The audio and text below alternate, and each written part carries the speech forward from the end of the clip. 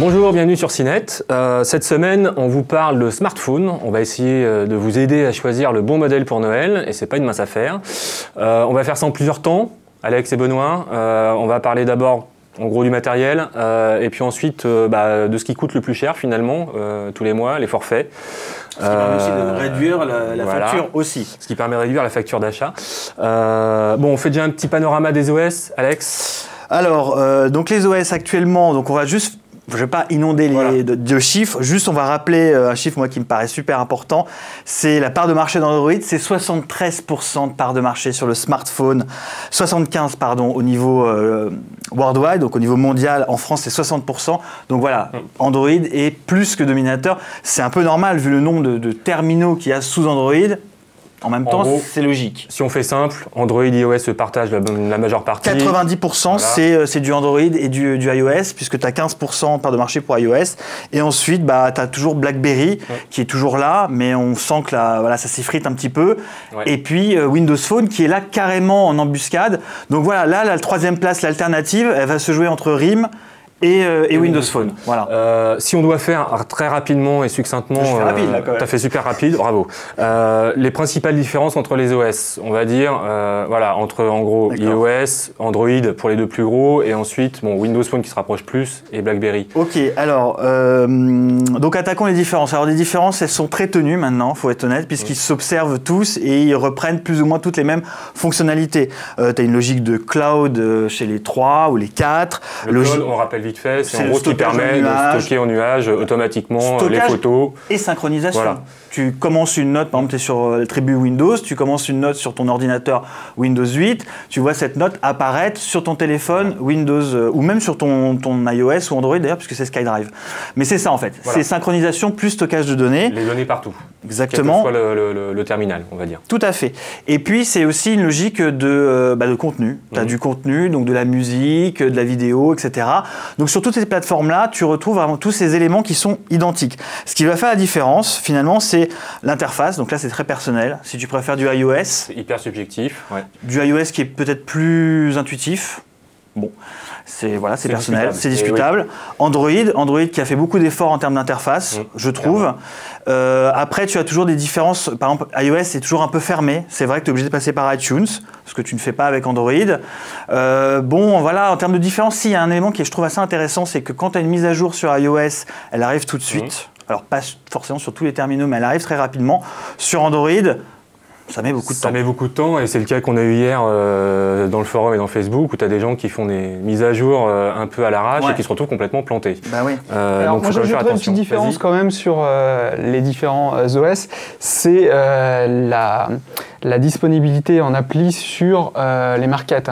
J'ai un Windows Phone, j'avoue que la grosse différence... Windows Phone, non. Ouais.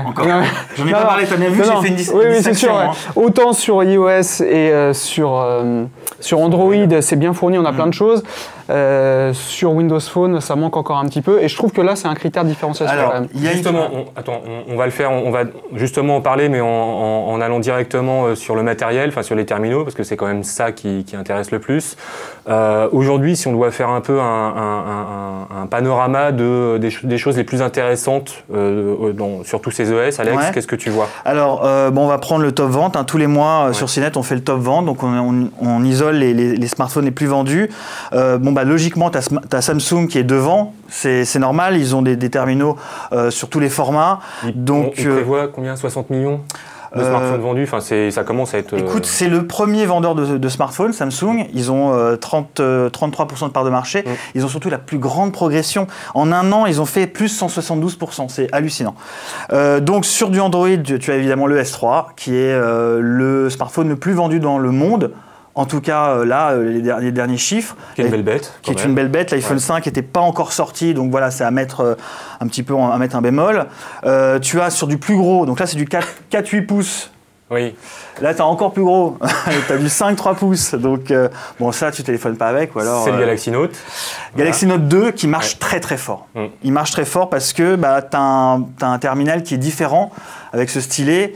Et puis, bah, voilà, tu as une proposition en termes de soft, notamment la possibilité de mettre deux applications en même temps sur le même écran. Ça t'avait bien plu. C'est sympa. On va dire que là, on a la frontière entre la très petite tablette et le très gros smartphone. Ouais, mais ça, c'est ce qu'on disait la semaine dernière déjà, c'est l'hybridation. Voilà, les smartphones vont sur la tablette, les tablettes vont sur le PC. Bon. Tu as le Nexus 4 qui vient de sortir, qui est très difficile à attraper. Puisqu'il y a très peu de stock disponible. Il est commercialisé 399 € en 16 Go. C'est une bombe. Voilà, nous, on joue avec depuis une semaine. C'est une super machine, pas chère. La seule restriction, finalement, c'est le stockage. Ouais. Logic Nexus, tu as 8 ou 16 Go de disponible. Alors, je te coupe 30 secondes justement à propos du Nexus 4. On a une question, on répondra aux questions que vous nous avez posées tout au long de l'émission, parce qu'on en a eu beaucoup, hyper intéressantes, merci beaucoup. Il y a Danani qui demandait pourquoi la puce 4G du Nexus 4 n'est-elle pas activée, le sera-t-elle dans l'avenir? La bonne question. J'ai un peu creusé. Alors, la puce, donc il y a effectivement une puce Qualcomm. Bon, j'ai essayé de simplifier l'histoire. Ouais, voilà. Il y a une puce Qualcomm qui gère la 4G, qui gère la LTE. Donc voilà. Qu'est-ce que c'est que la 4G? La 4G, c'est le très très haut débit mobile, voilà. C'est du 3G+++, c'est-à-dire c'est un débit de 100 mégabits, là où actuellement tu es au mieux à 42 mégabits, au mieux. Donc tu as une puce à l'intérieur 4G. Tu as possibilité de la déverrouiller. Moi, je me suis amusé tout à l'heure à la déverrouiller. En fait, c'est un simple code. Tu rentres un code dessus. Je le mettrai, si ça intéresse, sur le papier. C'est un code tout simple à rentrer et tu as accès dans les menus à l'option 4G. D'accord. Problème, il ne sera pas 4G en France parce que ce n'est pas les fréquences françaises. Il gère, c'est la bonne blague. Il gère plein de fréquences internationales, c'est-à-dire que tu peux utiliser aux US, au Canada, en Grande-Bretagne également, mais pas chez nous puisque les fréquences en France, je rappelle, c'est du 2,6 GHz et du 800 MHz et elles ne sont pas gérées par le Nexus 4. Donc même si tu le débrides, tu ne pourras pas l'utiliser en 4G chez nous. Ok. Bon, merci, on a fait le plus simple possible, je pense. Donc, à part, en gros, Android, qu'est-ce qu'il y a d'autre? Alors attends, donc justement, je parlais du Windows Phone, je le mets volontairement à part parce qu'il vient d'arriver, Windows Phone 8. On avait du 7.5 auparavant. En un an, ils ont fait 120 000 applications. Donc, quand tu compares par rapport à Android ou iOS, il y a eu une croissance en termes d'applicatifs moindre. Donc, ils ont vraiment mis le turbo, Windows. De toute façon, ils soutiennent beaucoup. Exactement, ils ont mis le turbo. Par contre, c'est vrai, je suis d'accord avec Benoît, il n'y a que 120 000 applications quand tu achètes un Windows Phone. En même temps, on se trimballe généralement avec quoi, 50 applis. Ouais, mais le problème, si tu veux, c'est toujours pareil. Dans ces 120 000 applications, il n'y aura peut-être pas l'application que tu cherches. Alors, tu auras Facebook, tu auras Twitter. Il n'y a pas encore l'essentiel. Moi, je suis un utilisateur. Mais tu n'auras peut-être pas l'application ou le jeu qui va bien, quoi. Ça, c'est clair. Par contre, la force de Windows Phone 8 qui se présente vraiment comme une alternative à Android et iOS, pour faire vite, c'est vraiment cette interface. Moi, je ne sais pas ce que tu en penses, plutôt tu es utilisaeur. C'est une interface très simple, très intuitive. Benoît, il a tout fait. Le téléphone, il a la bécane, le PC. La preuve que c'est un bon cheval de Troie. Tu prends le téléphone, tu as envie de switcher sur le Windows 8, le dernier Windows 8. Alors, les téléphones que toi tu conseilles sous Windows Phone 8. Peut-être le dernier RIM. On passera à RIM après. Ah bon, d'accord. Vas-y, dis-moi Windows Phone 8. Le bon plan en Windows Phone 8, c'est... alors le meilleur, pour moi, c'est le 8X. Meilleur choix, HTC Windows Phone 8X, pardon, à 480 €, pardon, qui est la meilleure machine pour moi sous Windows 8. Tu as le Lumia 920 qui est très bien, mais il est trop lourd, trop encombrant. Il a cet écran tactile qui marche avec un gant, je ne sais pas si tu te souviens, on avait vu. Le fameux, voilà. Super bien, mais pour moi trop lourd, trop cher. Voilà, le Lumia, c'est pour les motards, quoi. Voilà. Par contre, en bon plan, alors en bon prix, là je suis obligé de chercher toutes mes notes parce que donc on a le meilleur prix sur du Windows Phone 8, c'est le 8S qui est pas cher. La question dédiée Windows Phone 8 pas cher. Merci. Ticket d'entrée Windows Phone 8, c'est le HTC 8S qui est à moins de 290 €. C'est un super terminal. L'écran, il est béton. La config, elle est là. Tu as un slot pour carte mémoire pour étendre le stockage parce que tu n'as que 8 Go en interne, c'est pas énorme. C'est une machine qui est très cohérente. À 290 €, ça fait le job. Vraiment. On termine sur les smartphones Windows Phone 8. J'en profite pour placer une question de Fabrice qui doit avoir soit un téléphone pro perso, soit beaucoup de maîtresses. Des dual SIM au Windows Phone 8. Il n'y en a pas. Il n'y en a pas encore. Ça va pas arriver. L'offre Windows Phone 8, et ça je vais répondre aussi à une question par rapport à Samsung, parce qu'il y a quelqu'un qui demandait quand est-ce qu'il arrive l'Active S, donc le Samsung Windows Phone 8. Il arrive en Q1, donc l'année prochaine, début d'année. Premier trimestre. Premier trimestre. Et sur donc l'offre, c'est du HTC, du Nokia et après du Samsung. Pour le moment, c'est tout. Et ces 3 constructeurs, on va dire, ne proposeront pas de dual SIM. D'accord. Donc maintenant, on passe à BlackBerry. Je vais juste en profiter pour le coup. Voilà. On espère qu'on va pas trop vite. On essaye de répondre à toutes les questions aussi.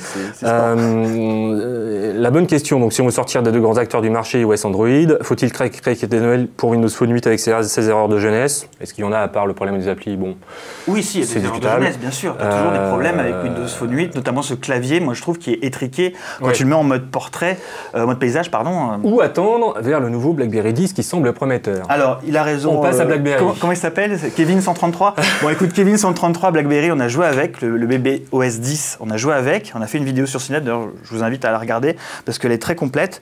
Il est super prometteur. BlackBerry a fait un super travail. En même temps, ils sont dans une situation particulièrement compliquée. Ils ont quitté le top 5 des vendeurs de smartphones. Ils se sont fait griller par ZTE, qui est un constructeur chinois. Donc vraiment, le RIM d'il y a 2 ans, c'est plus ça. C'est plus ça, ouais. Voilà. Ceci étant, ils sont repartis avec un nouvel OS qui est béton, hyper intuitif. Une nouvelle, un peu comme Windows Phone. En fait, ils ont compris, ces 2 acteurs, qu'il faut se différencier. Donc, une nouvelle logique avec la séparation du pro et du perso. L'OS, il est, moi, je trouve très, très réussi. Après, ce sera les terminaux. Ok, donc on verra bien. Si on parle des usages, on va maintenant passer, enfin en tout cas on va voir un petit sujet qui prouve que finalement tout ça ça reste quand même assez confus pour le grand public. Si on parle d'usage, les smartphones ça sert plus, on l'a vu avec les histoires de cloud, de catalogue, ça sert plus juste à en gros téléphoner, envoyer des SMS, des mails et machin. Le futur c'est quoi? C'est Benoît qui est plutôt dans la voiture, en tout cas dans les technologies de voiture. En termes d'usage qui commence à se développer, en gros le smartphone ça devient l'extension du tableau de bord de la voiture, ce qui pose des questions sur les forfaits, qu'on verra après d'ailleurs. Oui, voilà. Alors, le smartphone, en fait, ça sert à faire pas mal de choses. Ça a donné des idées aux constructeurs auto. Je ne sais pas si vous vous rappelez, il y a quelques temps, un système GPS embarqué, c'était quelque chose, voilà, déjà quelque chose de très cher, minimum 1500 €, souvent un petit peu daté, un petit peu vieillot, et pas connecté, et un système qui n'évolue pas, assez fermé. Donc l'idée des constructeurs auto, ça a été de se dire on va utiliser les capacités du smartphone, vu que maintenant c'est un appareil quand même qui est assez démocratisé, pour déporter un peu toute la valeur ajoutée, toute l'intelligence qu'il y a dans la voiture, on va la mettre plutôt, on va utiliser celle du smartphone et faire un système de navigation dans la voiture un peu plus simple et donc un peu moins cher. Donc maintenant, les systèmes qui utilisent ce principe, qui sont commercialisés depuis très peu de temps, sont connectés avec le smartphone en Bluetooth. Et en fait, on a un petit peu une configuration comme avec un PC portable, un PC de bureau. L'unité centrale, c'est le smartphone et l'écran, c'est le moniteur, c'est l'écran de la voiture. D'accord. Et ça se présente comment concrètement ? Alors concrètement, on utilise le même principe que sur un smartphone, c'est-à-dire des applications. On installe des applications qui sont quand même dédiées à l'usage en voiture, des applications qui vont être reconnues par le système embarqué. Alors il n'y a pas un choix encore énorme, mais on a des choses assez utiles en voiture, comme la navigation, la météo, mais aussi la lecture de mails, même Facebook. Tout ça est affiché sur l'écran de la voiture, mais de manière assez simplifiée, assez ergonomique pour être utilisé en voiture. Et puis tout n'est pas utilisable en roulant, bien sûr. On ne va pas lire ses mails en roulant, quoi. Oui, je suis motard, j'en sais quelque chose, si ça arrive. Alors justement, on trouve ça où et ça coûte combien concrètement ? Alors les constructeurs qui sont mis, c'est Opel, c'est Mercedes, c'est aussi Toyota. J'entends Opel, ça non, mais il est très bien. Leur système est très bien, quoi. C'est sur la Dame, c'est une petite voiture très bien, quoi. Donc ces 3 marques-là se sont mis à utiliser ce système. C'est assez convaincant. C'est assez convaincant et en plus ça permet d'utiliser des fonctionnalités telles que Siri par exemple. Mercedes, on peut commander son Siri va enfin servir à quelque chose. Mais non, c'est très utile en voiture, non, franchement. Du coup, Siri, c'est sur l'iPhone, tu l'utilises sur l'iPhone et pour piloter, c'est vraiment dans la même logique d'écran déporté. Et voilà, c'est exactement ça. Et donc ça nous donne des prix quand même qui sont assez intéressants puisqu'on a des systèmes qui valent quelques centaines d'euros, une option de quelques centaines d'euros en voiture pour un système multimédia en voiture, c'est quand même bien moins cher que les 1500 € minimum qui a été proposé jusqu'à présent. C'est clair. Eh ben écoute, merci Benoît. Donc nous on va attaquer les forfaits après juste une petite vidéo. Justement, on est descendu dans la rue sous la pluie pour demander aux gens, en gros, s'ils étaient contents de leur forfait, comment ils choisissaient ça. Et là, on va voir que, en fait, ouais, il y a beaucoup de boulot. C'est parti. Vous pensez payer le meilleur prix pour les meilleures prestations? Je l'espère en tout cas. Oui, non. Ah, moi non, perso non. Alors là, pas du tout. Vraiment pas du tout. Je suis un opérateur, on va dire, historique. Mais vraiment, non, je suis pas satisfait. Je vais en changer rapidement, avant Noël. Alors, vous trouvez que l'offre était un petit peu compliquée à déchiffrer, non? Ça, oui, ça c'est pas toujours facile, hein, mais bon, on essaie de se faire expliquer. Franchement, il y a trop de trucs. Il y a trop de trucs, honnêtement, il y a trop de trucs. Difficile de faire un choix? Ouais, un peu, ouais. Je sais, je voudrais payer moins de 20 €, alors donc j'irai sur un autre concurrent, voilà. Soit on paye pas cher, on n'a pas d'offre, soit on paye opérateur historique, on a des offres et on les paye, on le sait. Et surtout, on paye les innovations que les autres n'ont pas forcément, et le réseau. Donc voilà, soit on paye pas cher, on a ce qui va avec, soit on paye cher, on a ce qui va avec. Donc on en a pour son argent, on va dire. Avec l'arrivée justement des nouveaux comme Free ou pas, c'est vrai qu'on s'est rendu compte qu'on s'est un peu fait avoir pendant pas mal d'années. Mais je reste quand même fidèle aux grands groupes comme Orange, SFR ou Bouygues, parce que je pense que le niveau de la qualité du réseau, c'est quand même un plus. Et au niveau surtout du service après-vente et service client, c'est quand même ce qui se fait de mieux. Est-ce que tu comprends un peu quelque chose dans tout cet imbroglio? Ouais, je sais qu'on paye plus cher les téléphones, enfin on les paye au prix des neufs, mais je sais que les forfaits sont moins chers du coup. Et du coup, pour toi, ça vaut le coup ou pas alors? Si on a un téléphone bien, oui. Et sinon?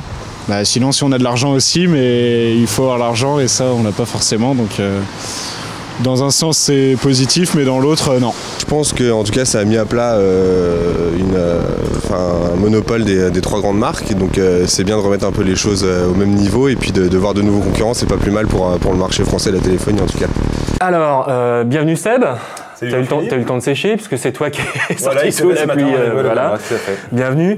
Bon, alors, comme on le voit, choisir un forfait, c'est pas évident. Tout le monde s'y perd un peu. Il y a eu une bonne réaction d'ailleurs de quelqu'un qui parlait de Free Mobile. Voilà, on en a beaucoup parlé, c'est vrai, surtout en début d'année, il y a eu du buzz, voilà, nous ça nous a permis de faire beaucoup d'audience, on n'est pas les seuls. La réalité, c'est que ça fait bouger les lignes. Voilà, il y a eu un avant et un après Free Mobile. C'est clair. Du coup, les offres, elles sont super volatiles. Toutes les semaines, nous, on le couvre. Toutes les semaines, tu as un nouvel réajustement, une nouvelle grille tarifaire. C'est assez compliqué maintenant pour un utilisateur. Voilà, est-ce que je vais sur du Soch? Est-ce que je vais sur du BNU? Il y a des personnes qui ne savent pas que BNU, c'est Bouygues Télécom, par exemple. Ils pensent que c'est un MVNO comme Virgin.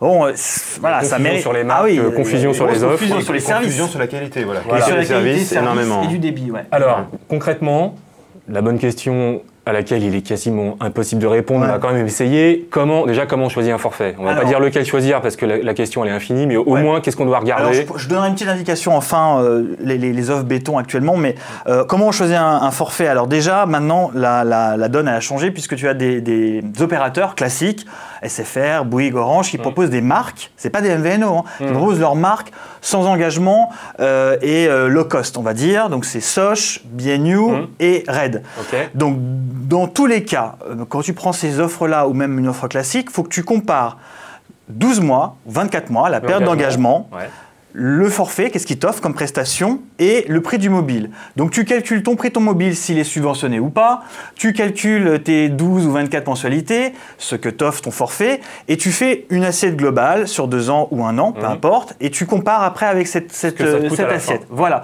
Et là, tu peux aller comparer chez ces MVNO, ces opérateurs virtuels, ces opérateurs low cost ou les opérateurs classiques. Parce que ce qu'on va dire, juste vite fait, c'est qu'en gros, quand on paye le mobile en renouvellement ou alors quand on va chercher directement nous un nouveau forfait, si on paye le mobile, en gros moins on paye le mobile cher, plus généralement l'opérateur se rattrape sur le forfait. En fait, c'est une subvention. C'est-à-dire qu'il te subventionne ton mobile qui va coûter 500 balles. Quand tu l'achètes nu, il va te coûter 150 €. Donc tu vas dire waouh, super intéressant. Mais l'opérateur, mais voilà. il paye toujours le mobile. Voilà, d'une part. Et puis souvent, ton iPhone 5 qui est à 200 € au lieu de 600. Il est associé à un forfait qui coûte 50, 60 €. Voilà. Donc, c'est ce que je disais tout à l'heure. Au final, sur 12 ou 24 mois, tu vas le payer beaucoup plus cher qu'un iPhone 5 que tu vas payer 600 €. Tu vas prendre un forfait à 10, 15 ou 20 € chez un autre opérateur. Sur les 2 ans, ça reviendra moins cher. Bon, alors donc, maintenant, vas-y, termine. Je termine juste parce qu'on parlait de ce qu'il y a dedans. Voilà. Quel forfait, pourquoi faire? Voilà, qu'est-ce qu'il y a dedans? Il faut bien vérifier. Donc, la data, si tu as un smartphone, il faut de la data. Pour les mails, pour tout ça. Pour la navigation, pour aller sur Internet, bien sûr. Donc maintenant, c'est plutôt autour de 1 à 2, voire 3 gigas, qui sont en tout cas proposés chez les opérateurs low cost, c'est jusqu'à 3 gigas. Donc, ce qui se passe après, une fois que tu es au terme de ce fair use, une fois que tu es au terme de ces 1 ou 2, 3, 4 gigas, s'ils te coupent, si tu es facturé, si tu as les appels à l'étranger, comment ils sont facturés, voilà, il faut vraiment bien vérifier les petites lignes, qu'est-ce que ça t'offre pour le prix. C'est maintenant hyper important parce que l'offre, elle est super volatile. Ok, on va juste régler le cas des smartphones, on va dire pas chers, nus. D'accord. Parce qu'on a quand même eu quelques questions là-dessus. Après, on passera aux questions que vous nous avez posées dans l'article. Les smartphones pas chers, nus. Faut y aller ou pas? Définitivement, voilà. Alors, en 30 secondes, les smartphones pas chers, ce que j'appelle les smartphones pas chers, c'est les smartphones qui sont vendus nus à 100 €, à moins de 100 €. Ça, c'est les smartphones pas chers. C'est pas les smartphones subventionnés. Les smartphones nus. Il faut être un bon geek et s'y connaître et lire les tests. Tout n'est pas à mettre dans la benne, mais de manière générale, à 100 €, ça va être difficile de trouver quelque chose d'intéressant. Tu as Wiko qui fait des produits à 150, un peu moins de 200 € qui tiennent la route. Voilà, Huawei fait aussi, les Chinois en font, du ZTE aussi, mais c'est plus autour de 200 €. Il n'y a pas de mystère, un téléphone à 100 balles. Bon. Tu te récupères. Alors justement, tu vas être brûlé sur l'hôtel des Ibobos. Ouais. On n'a pas encore parlé de l'iPhone. Cela dit, on en a tellement parlé qu'au bout d'un moment, est-ce qu'il y a encore des choses à dire? Bon, en fait, moi, on va le traiter en question-réponse plutôt. On avait une bonne question là-dessus, enfin 2 bonnes questions d'ailleurs sur l'iPhone. C'est assez marrant parce qu'en gros, on a eu, je pense, à peu près 2 questions sur l'iPhone et à peu près 10 sur Android. C'est assez marrant le rapport. En gros, il y avait quelqu'un qui demandait un smartphone haut de gamme avec un écran de taille moyenne, 4 pouces environ. A-t-on d'autres choix que l'iPhone 5 sur ce segment? Alors sur le segment 4 pouces, tu n'as pas beaucoup de téléphones. Tu as Samsung qui va avec le Mini, le Galaxy S3 Mini, qui n'a de Galaxy S3 que son nom, puisqu'en fait c'est un Galaxy S2 en plus petit, donc qui coûte cher en plus, qui coûte 399 €, enfin je trouve ça cher. Tous les concurrents vraiment de l'iPhone 5 ont un écran soit un poil plus petit, mais souvent beaucoup plus grand, notamment chez HTC, je parlais du 8X, mais évidemment le S3, HTC, tu as aussi du One X, tu as le Xperia de James Bond qui est très bien. Bon, enfin voilà, il y a une offre, mais c'est plutôt au-dessus, c'est plus grand que 4 pouces, c'est 4,3 généralement. Ok, et la deuxième question, on va définitivement évacuer la question iPhone. Faut-il acheter l'iPhone 5 ou attendre la sortie d'une version 4G? Alors, la 4G, on en parle beaucoup. À l'heure actuelle, pour faire un point très rapide, elle n'est pas dispo à l'échelle nationale. En fait, c'est un déploiement qui se fait par ville et par agglomération. Par exemple, sur Paris, ce n'est pas prévu vraiment pour tout de suite. Donc la 4G, on en parle beaucoup. Pour le moment, il n'y a pas trop d'intérêt. À mon sens, la 4G va vraiment arriver en France à l'échelle nationale mi-2013, voire fin 2013, au mieux vraiment. Donc ça ne sert à rien de s'exciter trop sur la 3G. Il y a un débit maintenant qui est proposé, c'est du 42 mégabits seconde, c'est du DC HSDPA, vendu comme dual carrière chez SFR ou H+, chez Orange. L'iPhone 5 est compatible avec ce DC HSDPA à 42 mégabits. Ça aussi, c'est intéressant dans les forfaits. 2 secondes, tu as des forfaits qui proposent ce DC HSDPA et d'autres qui ne le proposent pas. Donc ça, c'est important quand tu as un smophone et tu as envie d'avoir du débit. Voilà, tu vas par exemple, je sais pas, tu vas chez Soch, pardon, à 20 €. À 20 €, tu as un forfait qui te propose du débit, on va dire, de 3G normal. À 24 €, tu as 3 gigas de fair use contre 2 avec un débit qui envoie du 42. Donc la 4G pour le moment, c'est pas encore, bien que les opérateurs te disent le contraire, c'est pas une réalité commerciale. Tiens, question Seb, parce que toi tu es toujours un peu, on va dire, l'homme de la rue, enfin l'utilisateur, t'es notre utilisateur type. On a un grand panel, voilà, il est là. La 4G, ça te parle toi ou pas? Enfin, c'est quelque chose que tu attends ou pas? On a été voir avec Alex justement le déploiement de la 4G, donc c'est vrai que le déploiement c'est dans pas mal de... C'est Lyon, c'était ça, Lyon, la première ville? Donc moi actuellement, honnêtement, ça me parle pas. Par contre, en termes d'usage, oui, moi la 4G, je fais de la vidéo, télécharger des vidéos, des films, tout ça, ça me parle. C'était un déploiement commercial, il y a une seule ville. Ouais, déjà. Non, mais quand ça va arriver, parce que moi ça m'intéresse quand même pas mal aussi. Par contre, moi c'est sur les prix, on va être à combien? Non, sur les prix, ça sera pareil en fait. Actuellement, quand tu prends un forfait DC HSDPA, donc 24 € chez Soch ou les autres aussi, autour de 40, 50 € chez les opérateurs historiques, tu as déjà du DC HSDPA et ça sera en 4G, ce sera le même prix. Il n'y aura pas de surcoût. D'accord, ok. Et dernière question, on va essayer, avant de revenir en gros au smartphone que nous on conseille vraiment, de répondre un peu plus aux questions. Juste si on doit faire juste un choix en gros sur les forfaits, on va dire en bas de gamme, en tout cas en budget. Et pour en tout cas le public qu'on a et dont on voit les questions où ils sont vraiment très consommateurs. J'ai bien compris, JP. Voilà, en gros le choix sur les forfaits. J'ai bien compris. Alors, c'est ce que j'ai dit tout à l'heure, l'offre elle est très volatile, ça serait juste toutes les semaines, c'est très difficile. Là, présentement, à l'heure où on parle, il y a B&U, donc la marque low cost, sans engagement, uniquement en ligne de Bouygues, qui propose à 10 €, un peu moins de 10 €, illimité voix, illimité SMS, MMS, un tout petit peu de data, 20 mégas, pour 10 €. D'accord. C'est béton. Voilà, illimité voix à 10 €. Question con, avec 20 mégas, tu fais quoi? Rien. Voilà, en l'occurrence, mais en l'occurrence, c'est histoire de faire un petit. Non, 20 mégas, c'est vraiment, c'est pour la blague. Faut le dire. C'est l'illimité voix. Illimité voix à 20 €. Pour 10 balles, pardon, c'est juste impressionnant. D'ailleurs, tous ont réagi derrière. Tu as, par exemple, Red, donc le low cost de SFR, qui fait 5 €. Pour 5 €, tu as 100 minutes de voix et 100 SMS. Et Free Mobile? Free Mobile.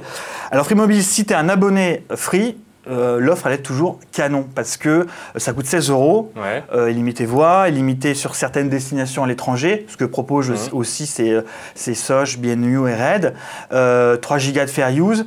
Il y a toujours un souci de handover. Le handover, simplement, le handover, c'est quand tu passes de Free, donc des antennes Free ou des antennes Orange, à vice-versa. Voilà, antenne Orange versus Free, antenne Free versus celle d'Orange. Et du coup, ce handover est souvent pas très bien géré, ça consomme beaucoup de jus et c'est vrai qu'il y a beaucoup d'utilisateurs de Free qui se... Bon, je vais me prendre un procès, hein. je vais faire attention à ce que je dis. Non, ils en ont déjà, il y en a. Mais disons que c'est clairement un réseau qui se déploie. Oui, non, mais... donc voilà, il y a des retours d'utilisateurs qui sont moyennement contents sur le débit.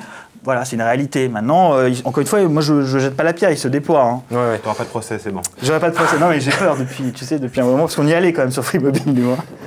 Alors on n'aura pas le temps de prendre toutes les questions parce qu'il va aussi falloir qu'on fasse le best-of des smartphones juste en résumé vite fait. Il y avait une question qui était intéressante d'un certain Michael, en gros, qui disait: serait-il favorable de s'offrir pour ces fêtes un smartphone ou attendre encore un peu? C'est ça la vraie question en fait. Est-ce qu'on l'achète maintenant en gros pour Noël ou le plan genre je récupère les sous pour Noël et je l'achète en janvier?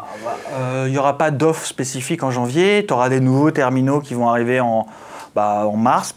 Essentiellement, puisque tu auras Mobile World Congress. CES, pas trop, il n'y a pas trop d'annonces. Il y a pas le S4 qui est prévu au S4 probablement. Alors, le problème de Samsung, c'est qu'ils font maintenant quand on allait voir le S3, c'était un show. Hein, non, c'était pas toi. J'étais allé avec un autre cadreur. Et donc, du coup, voilà, ils font leur propre event, ils font leur propre événement, histoire de générer un maximum de buzz et de relais médiatiques.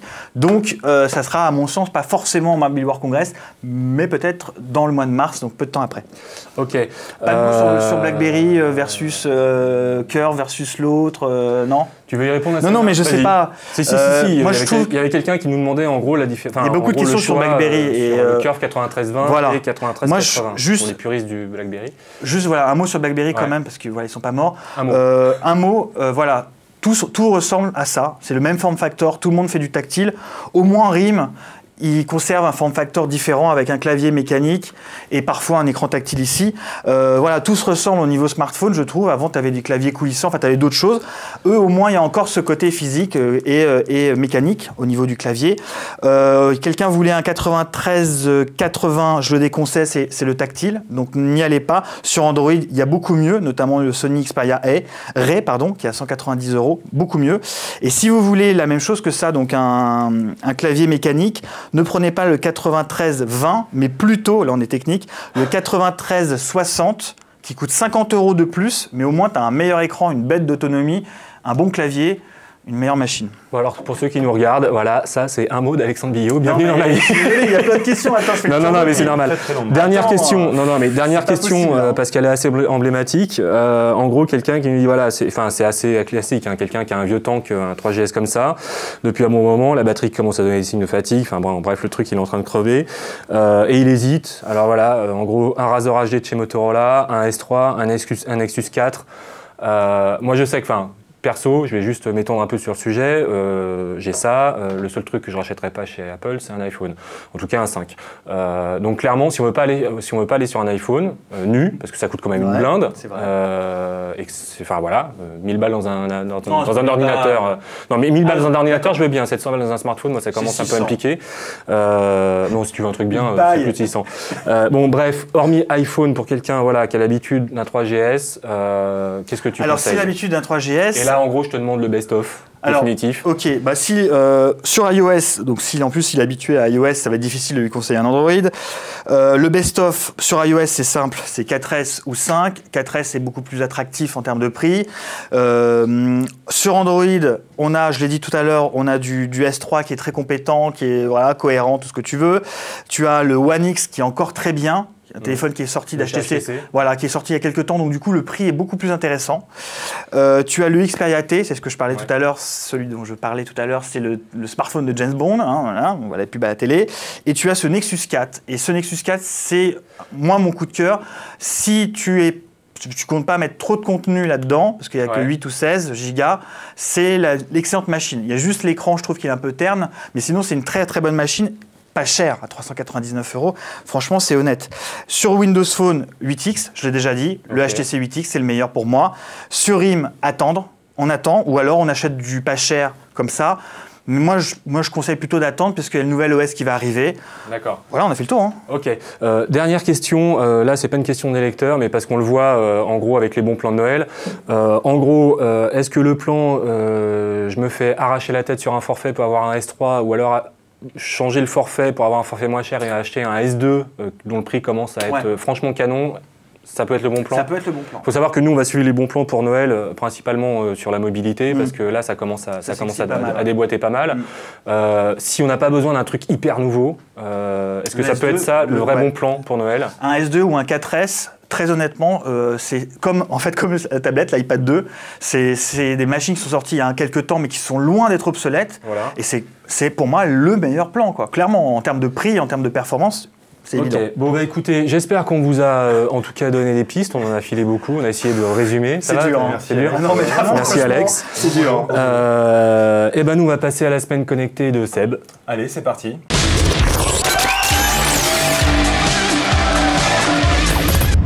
Alors, c'est parti pour la semaine connectée de Seb. Parce que Seb, tu vas pas que te geler sous la pluie, interroger les gens. Des fois, tu es sur un ordinateur et tu nous as fait un best-of. Donc, cette semaine, tu nous parles de connard. Donc, entre autres. Allez, c'est parti. On commence cette semaine avec le LOL de la semaine. C'était l'élection du secrétaire général de l'UMP. Donc, une fight Copé-Fillon qui s'est soldée par un match nul, un gros LOL. Nul. Chacun revendiquant la victoire. Donc sur la toile, c'est le très influent collectif Humour de droite qui s'est illustré avec son avatar que l'on pourrait croire dédié pour l'occasion, mais non, c'est son vrai avatar. Pour résumer le gag, on a une commission COCOE à la ramasse, des votes fictifs, des départements non comptabilisés et un nouveau venu, Alain Juppé, c'est un peu le grand frère. Il travaillera sous l'égide de la commission de recours de l'UMP et vous savez sûrement comment elle s'appelle cette commission? Bien sûr, Connard. Voilà. La commission Connard. Alors Connard avec un E à la fin. Ça s'invente pas. Bravo. Voilà. Alors ça me permet d'enchaîner avec un autre petit film qui a bien buzzé cette semaine. C'était un petit film en fait, Comment mourir de façon idiote. Donc en anglais ça donne Dumb Ways to Die. C'est un film très mignon et loufoque réalisé pour le métro de Melbourne en Australie. On voit donc plein de petits personnages mourir bêtement. Le film est censé sensibiliser les voyageurs au danger des trains. En clair, si tu es trop proche de la voie, bah tu tombes. Ouais, c'est pas en Australie que une française qui s'est fait insulter Je ne sais pas. En tout cas, ce qu'il faut savoir, c'est que ces accidents sont la première cause de perturbation des trains. Et donc on a le même problème en France. Sauf qu'en fait, c'est pas des gens qui tombent, c'est des gens qui se jettent en fait. Oui, mais c'est en France. Ouais. Voilà. Et selon Wikipédia, une source très très fiable, il y en aurait 2 ou 3 par semaine qui tomberaient. Eh ben, enfin, qui se jetteraient. Qui se jetteraient. Ouais. Oui, bah, ça fait toujours Allez, on enchaîne avec En Bref. En avril dernier, Sony, Toshiba et Hitachi s'allient avec l'État japonais pour créer une entité au top sur les technos des écrans. 6 mois plus tard, on voit enfin les premiers résultats dans cette vidéo avec des écrans tactiles d'une finesse incroyable. 1 mm pour les smartphones, 1,5 mm pour les tablettes. Mais cette alliance technologique, c'est aussi de super angles de vision, des contrastes en hausse et une consommation électrique plus faible. Ça augure un peu ce que pourront être nos smartphones et tablettes de demain. Moi perso, j'achète. Vous avez peut-être entendu parler depuis quelques mois du Air Food Project. Et bien ça ressemble un peu à du Air Guitar en fait. Il s'agit de manger sans manger. Un peu comme Karim Benzema là à l'écran. Tout le monde peut s'organiser son air pique-nique et se filmer. L'idée du Air Food Project étant de dénoncer des coupes budgétaires européennes pour l'aide alimentaire. Donc en première ligne, il y a des ONG comme les Restos du Cœur, la Croix-Rouge ou encore le Secours Populaire. Donc on a parlé de smartphone toute l'émission. Sachez que se tient en ce moment le Mobile Photo Festival, à ne pas confondre avec le Mobile Film Festival. C'est le premier salon en France dédié à la photo via téléphone. Donc les iPhonographes et autres Instagrammeurs pourront contempler et échanger jusqu'au 25 novembre à Paris, à Bastille, au Bastille Design Center, tout ça. On finit la semaine en Chine au salon automobile de Wuhan, je prononce bien j'espère, donc une agence 7 modèle costume a remplacé les traditionnelles hôtesses par des fillettes en bikini, dont les plus jeunes ont quand même tout juste 5 ans. Alors moi ça m'a choqué perso, ça a choqué partout dans le monde la presse, même en Chine ça a choqué, même si la directrice de l'agence elle persiste et signe en soutenant que cette expérience a été positive pour ces fillettes. Elle a renforcé leur confiance en elles. Alors moi, perso, je ne valide pas. Super, c'est bien trash. C'est dégueulasse. Et on tiendra que Karim Benzema, après avoir fait du air foot en équipe de France, a fait du air foot. Voilà, c'est super. Travail, tout le monde est dans les airs. Voilà, tout le monde est dans les airs. C'est du cloud. Bon, merci les gars. Nous, on se retrouve la semaine prochaine, vendredi après-midi, pour traiter encore d'un autre sujet, toujours dédié aux achats de Noël. À la semaine prochaine. Salut. Tax.